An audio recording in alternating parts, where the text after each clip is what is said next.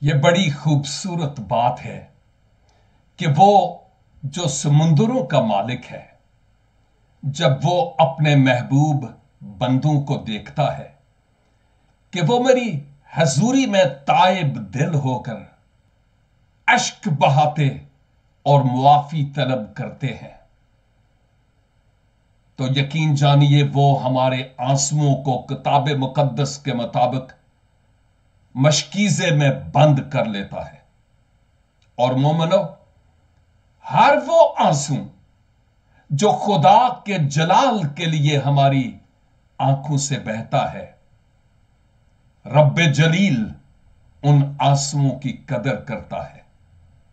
سمندروں کا مالک اور بنانے والا اس کی حضوری میں ہمارے بہنے والے ایک ایک آنسوؤں کی بھی بڑی قدر کرتا ہے۔